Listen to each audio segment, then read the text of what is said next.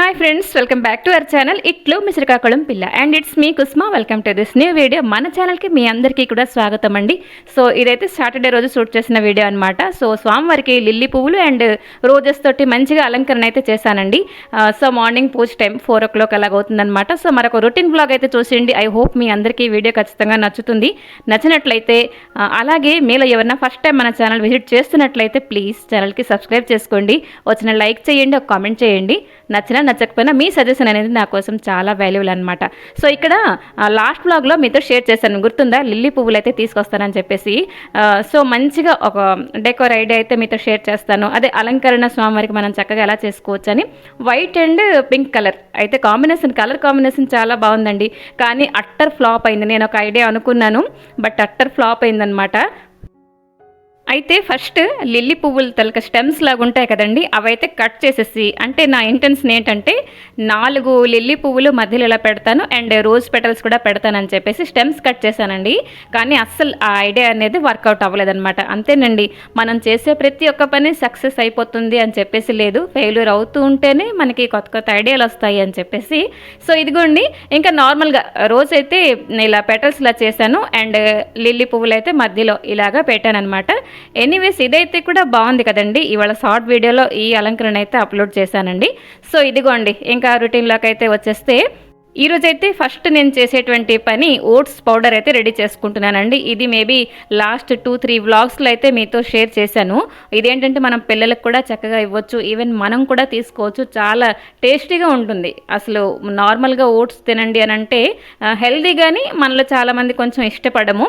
So ఇదైతే డీటెయిల్గా ఈ వ్లాగ్లో షేర్ చేస్తానండి. ఒక 2 cups వరకు ఓట్స్ అయితే తీసుకున్నానండి. ఇదైతే నార్మల్ ఓట్సే, కొంచెం డ్రై రోస్ట్ చేసుకుంటున్నానండి. స్టవ్ అంతా మనం లో ఫ్లేమ్లోనే పెట్టుకోవాలి. మాడిపోయి ఆ మాడ్ ఫ్లేవర్ ఎందుకు అంటే బాగుండదు కదా. సో ఇంకా ఇదిగోండి, కౌంటర్ టాప్ మీద నాకు కావాల్సిన సామాన్లన్నీ కూడా రెడీ చేసుకున్నాను. మెయిన్గా మిక్సీ జార్లు అయితే వర్షాకాలంలోని మనం మిక్సీ జార్లు అంటే ఏవైనా కొంచెం డ్రైగానే ఉంచుకోవాలండి. తడి ఉన్నప్పుడు కానీ ఇలాంటి పొడులు ఏమైనా చేసామంటే పాడైపోతుంది అనమాట. సో ఇంకా ఇప్పుడైతే వేసుకున్నాను, అంటే 2 కప్పులు ఓట్స్ తీసుకున్నాను కదా, 1 కప్ వరకు మన కార్న్ఫ్లెక్స్ అయితే తీసుకున్నాను. అలాగే 1 కప్ అయితే అటుకులు తీసుకున్నానండి. ఇవన్నీ కూడా లో ఫ్లేమ్లో మనం డ్రై రోస్ట్ చేసుకుంటున్నాము. ఇందులో అయితే ఒక 2-3 బాదం, అలాగే కొంచెమే కాజు, ఎందుకంటే ఎక్కువ కూడా డ్రై ఫ్రూట్స్ యాడ్ చేస్తే నాకు బేసిక్గా నచ్చదని ఆ మాత్రం వేసాను అనమాట. మరో 2 కాజు బదులు మనం వేసుకోవచ్చు ఎక్స్ట్రా.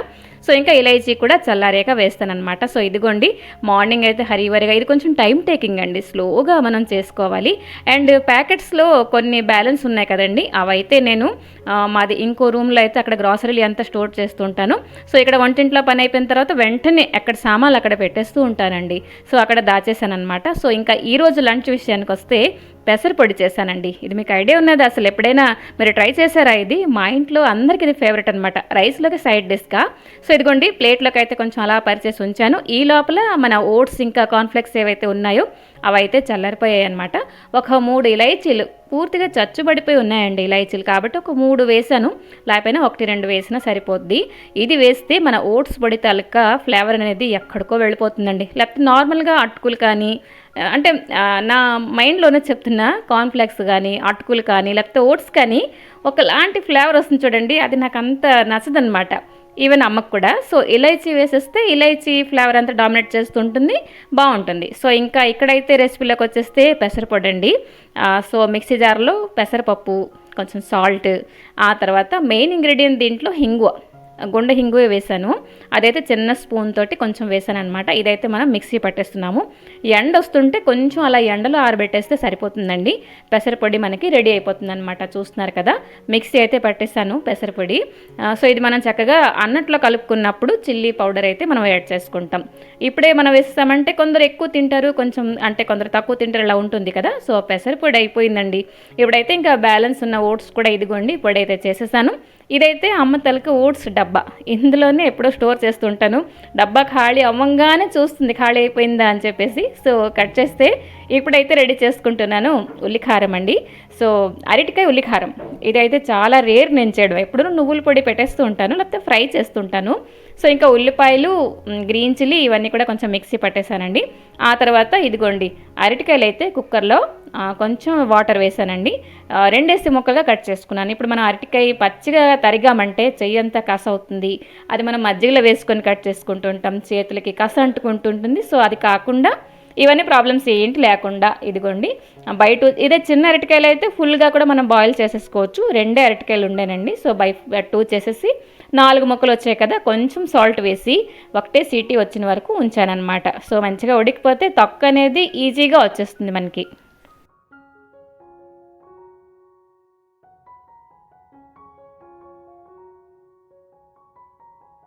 ఇంకా అరటికాయలు అయితే ఉడికిపోయండి. ఎప్పుడైనా ఆలు కానీ అరటికాయ కానీ మనం ఉడికించామనుకోండి, అదే హాట్ వాటర్లో అలా వదిలేస్తే ఇంకా కొంచెం మెత్తగా అయిపోతుంటాయి అనమాట. వెంటనే మనం ట్రాన్స్ఫర్ చేసేయాలి, లేకపోతే చల్లటి నీటిలో వేస్తే మనకి ఎలా కావాలి అంటే ఎంత ఉడికితే సరిపోద్దో అలాగ ఉంటాయి అనమాట. సో ఇదిగోండి అరటికాయలు అయితే వెంటనే ఒక ప్లేట్లోకి అయితే ట్రాన్స్ఫర్ చేసేస్తున్నాను.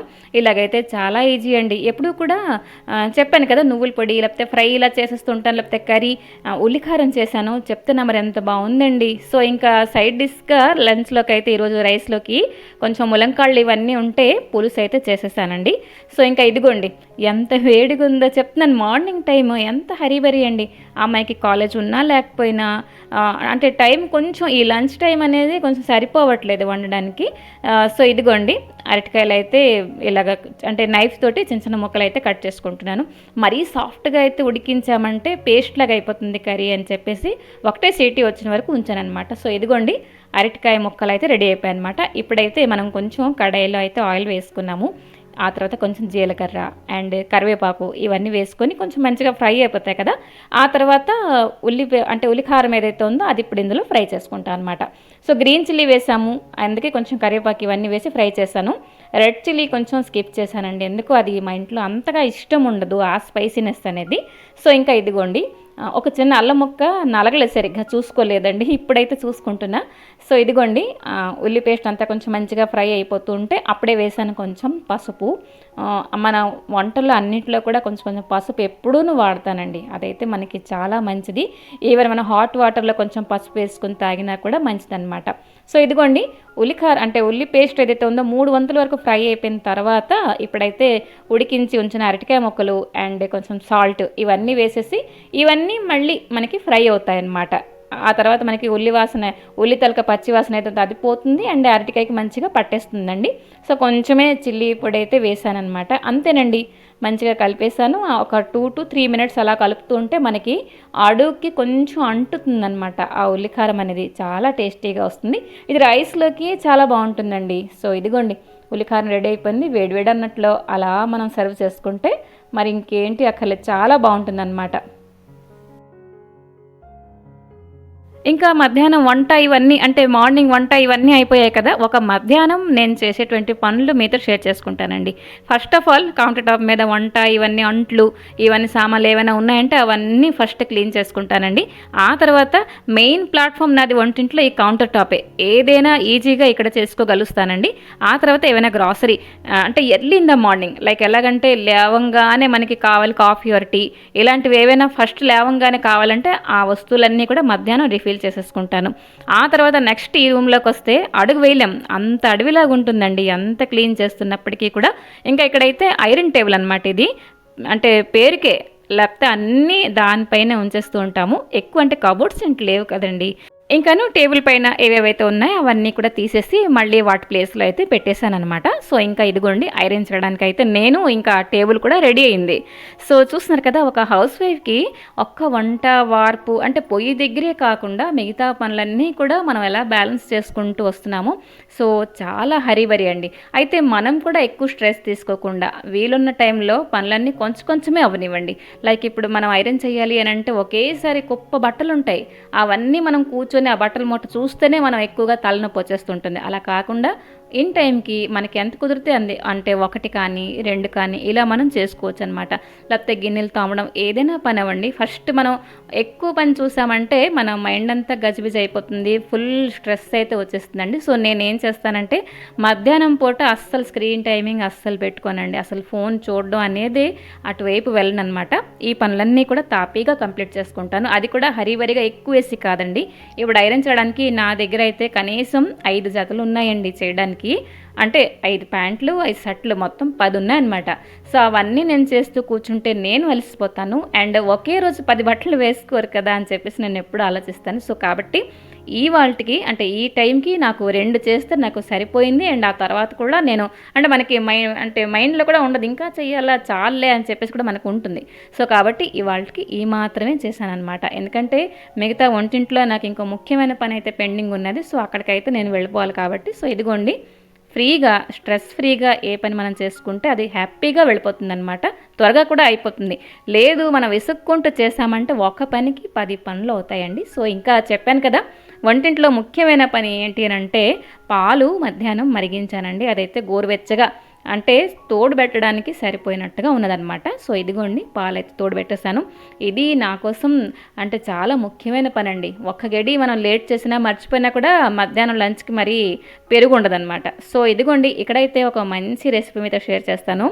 కొంచెం వేడి చేసిన ఆయిల్ అండి ఇది, ఇంకా ఒక బౌల్లో కొంచెం అల్లం వెల్లుల్లి పేస్ట్, ఆయిల్ కొంచెం వేడిగా ఉన్నప్పుడే కలిపానండి. ఇదేంటి అంటే కర్రీ మసాలా, ఎప్పుడు కూడా మనం ఫ్రైలో కూడా వేసుకోవచ్చు.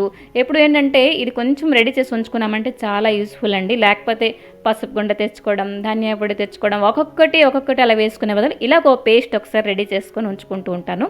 సో ఇప్పుడైతే అల్లం వెల్లుల్లి పేస్ట్ వేస్తాను కదా, ఆ వేడికి ఆ పచ్చివాసన పోయిందిలేండి.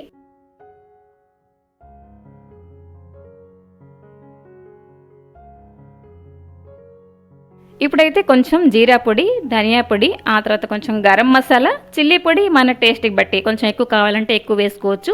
ఆ తర్వాత గరం మసాలా చెప్పాను కదా, ఆ తర్వాత కొంచెం పసుపండి. ఇవన్నీ కలిపేసిన ఒక మంచి మిక్స్ అయితే ఎంత వాసనో తెలుసండి.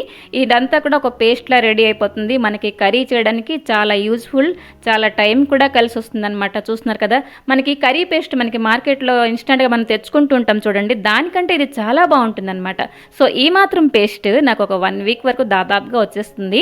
అంటే క్వాంటిటీకి బట్టి ఒకవేళ మనం ఎక్కువ వేసి కర్రీస్ చేసుకున్నామంటే ఒక 1/2 స్పూన్ వరకు మనం వేసేస్తుంటాం. ఇలా నా దగ్గర అంటే చిన్న చిన్న డబ్బాలు అయితే ఉన్నాయండి, అవి అయితే జల్లీకుండా ఇలా మనం యూజ్ చేసుకోవచ్చు అనమాట. అంటే సెపరేట్గా దీనికోసం డబ్బా కొన్నాం కదా, ఇంట్లో ఉన్న వాటితో ఒక 8 డబ్బాలు అయితే మనం స్టోర్ చేసుకొని చక్కగా ఫ్రిడ్జ్లో అయితే పెట్టేయచ్చు, పాడవద్దు. అండ్ మనకి కర్రీలోకి అండ్ ఫ్రైలోకి చాలా బాగుంటుంది అనమాట.